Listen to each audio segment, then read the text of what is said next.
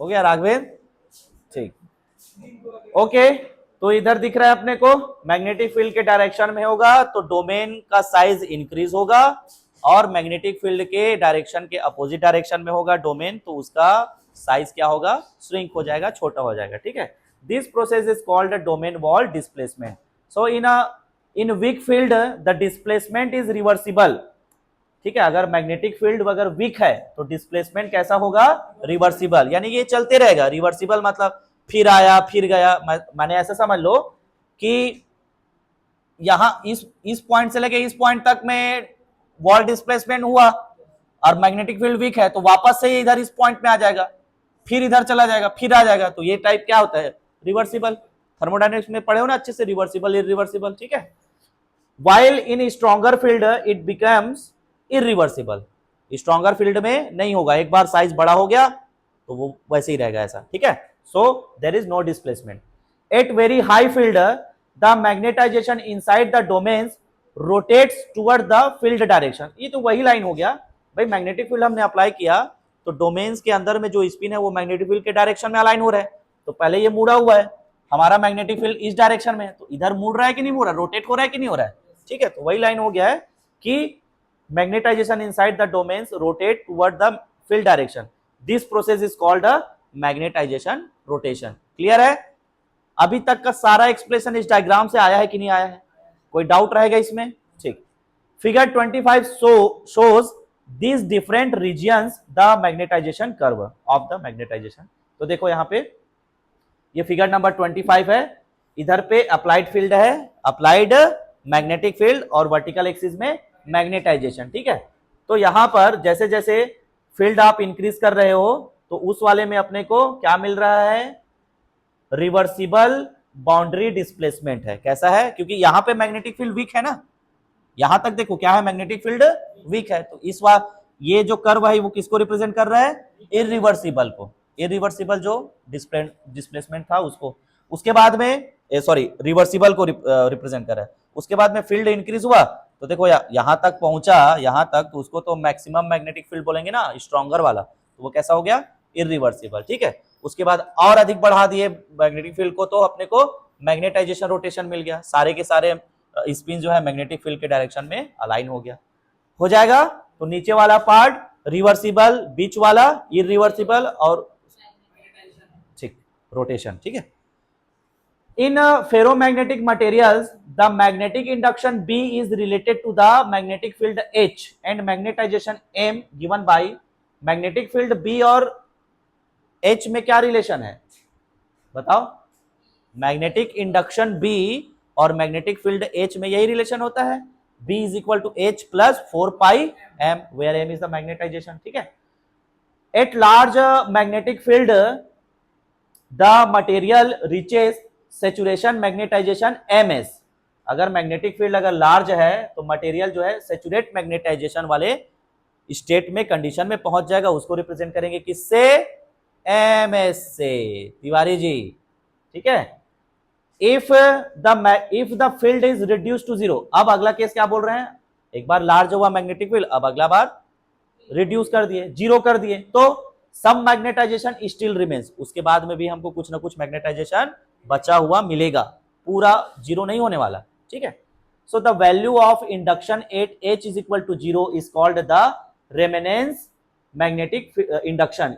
रेमेनेंस वाले को किससे रिप्रेजेंट कर रहे हैं, BR से, R मतलब रेमेनेंस। ठीक है, तो ये रेमेनेंस वर्ड क्या है उसको यहां पे लिख लिए, इसका डेफिनेशन के तौर पे देखो, when a ferromagnetic material is magnetized by applying an external magnetic field and the field is then removed, some magnetization still remains in the material, this remaining magnetization is called the remanence or retentivity।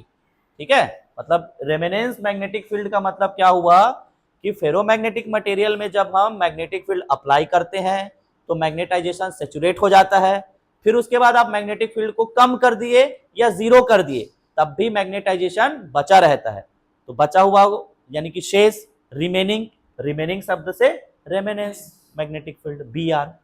Clear है इस ये line भी? ठीक, तो जब हम H की value को भी 0 कर देंगे तो अभी देखो B बराबर क्या मिलेगा 4 पाई m। तो मैग्नेटिक फील्ड में मैग्नेटिक फील्ड H है, H को 0 कर दिए तब भी क्या मिला m मिला ना। तो कनेक्ट पर कर पा इस रिलेशन और थ्योरी से हो जाएगा। ठीक, नेक्स्ट अब आते हैं इसका second part. If the magnetic field is applied in the reverse direction. अब मैग्नेटिक फील्ड को जो है जो डोमेन्स था, अगर मान लो हमने इस डायरेक्शन में अप्लाई किया था इस इधर पे मैग्नेटिक फील्ड को, अब हम जो है उसको इस साइड कर देते हैं। समझ में आ रहा है? मैग्नेटिक फील्ड का डायरेक्शन क्या कर दिए, उल्टा कर दिए, रिवर्स कर दिए। तब द इंडक्शन यानी कि B gradually decreases and becomes zero at a particular reverse field called the coercive field. इसको क्या फील्ड बोलेंगे, कोएर्सिव फील्ड। जब मैग्नेटिक फील्ड को रिवर्स कर दिए तो मैग्नेटिक इंडक्शन जो बी है उसकी वैल्यू डिक्रीज होगी, उसको क्या बोल रहे हैं, कोएर्सिव फील्ड। ठीक है, एच सी क्या बोलेंगे उसको, एच सी। यानी कि इस केस में एच मिल रहा है कुछ तो बी को 0 रखेंगे, क्योंकि ऊपर वाले में एच को 0 रखे थे, तो यहां किसको 0 रखेंगे, बी को। ठीक है, तो अब देख लेते हैं ये कोएर्सिव फील्ड को डिफाइन कर लेंगे। The reverse magnetic field required to reduce the remanent magnetisation completely to 0 is called the coercive field. यानी कि जब मैग्नेटिक फील्ड अप्लाई किए थे उस समय जितना मैग्नेटाइजेशन मिला था सेचुरेटेड फॉर्म में, उस सेचुरेटेड मैग्नेटाइजेशन को कंप्लीटली 0 करना है। क्या करना है, 0 करना है। तो 0 करने के लिए जो रिवर्स मैग्नेटिक फील्ड हमने अप्लाई किया है उसी को ही क्या बोलते हैं, कोएर्सिव फील्ड बोलते हैं। क्या बोलते हैं उसी को, कोएर्सिव फील्ड। लिख लोगे, याद रहेगा। ठीक, where b is equal to 0 और h इज इक्वल टू हमको माइनस एच सी रहेगा, तो ये नहीं भी याद रहेगा तो भी चलेगा, ये काम का है। ठीक है, नेक्स्ट फिगर नंबर 26 और थोड़ा ऊपर करो बस, लाना रे। हाँ, 26 shows the hysteresis loop. It demonstrates that the magnetization process is not reversible. ठीक है, हिस्टेरेसिस लूप से हमको पता चल रहा है कि मैग्नेटाइजेशन जो प्रोसेस होता है वो रिवर्सिबल नहीं होता। क्या रहेगा वो, इरिवर्सिबल है। एक बार हो गया तो हो गया। समझ में आ रहा है, ऐसा टाइप का। And depends on the magnetic history of the material. ठीक है, तो वो बेसिकली मटेरियल के मैग्नेटिक प्रॉपर्टी पर ही डिपेंड करेगा, हिस्ट्री मतलब। ठीक, the area enclosed by the loop, ये लूप को देखो, लूप के अंदर वाला पार्ट मतलब एरिया। तो the area enclosed by the loop represent hysteresis loss. ये वाला पोर्शन किसको रिप्रेजेंट करता है, हिस्टेरेसिस लॉस को रिप्रेजेंट करता है। Material with wide hysteresis loops, यहां पर वाइड हिस्टेरेसिस लूप दिख रहा है कि नहीं दिख रहा है, और इधर पर कम हो गया, वाइड नहीं है। ठीक है, तो उसी को बता रहा है। द किधर है, material with wide hysteresis loop are suitable for permanent magnet, suitable for permanent magnet, while material with narrow loops are used in transformer cores and other soft magnetic application। ठीक है, तो हमको जो है जहां पर चौड़ा लूप मिल रहा है वो परमानेंट मैग्नेट को रिप्रेजेंट करेगा, और जहां पर छोटा हो गया, नैरो हो गया, पतला हो गया, वो ट्रांसफार्मर कोर जैसे और सॉफ्ट मैग्नेटिक एप्लीकेशन के लिए यूज किया जाता है। ऐसे इसको याद रखना है। ठीक है, ओके, नेक्स्ट।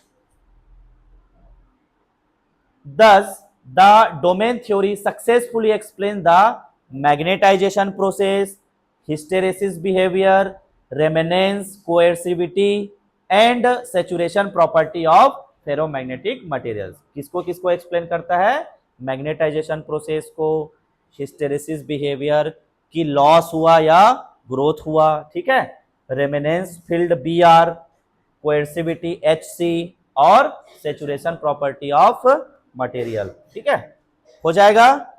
तो यूनिट 4 यहां पे कंप्लीट, एक भी टॉपिक नहीं छूटा यूनिट 4 का, बन जाएगा। इजी टॉपिक है ये, और पिछले साल में इसको पूछा है फेरोमैग्नेटिक डोमेन्स को, पर ये 3 नंबर या 4 नंबर के लायक वाला टॉपिक है, तो इसको किसी ना किसी बड़े क्वेश्चन के साथ चिपका के दिया जा सकता है, तो पढ़ लिए रहना भाई, क्योंकि तीनों डायग्राम याद रखना है तुमको। जो फोटो अभी दिखे वो याद रहा तो एक्सप्लेनेशन ऑटोमेटिक मिल जाएगा, लिख लोगे तो होगा कि नहीं होगा।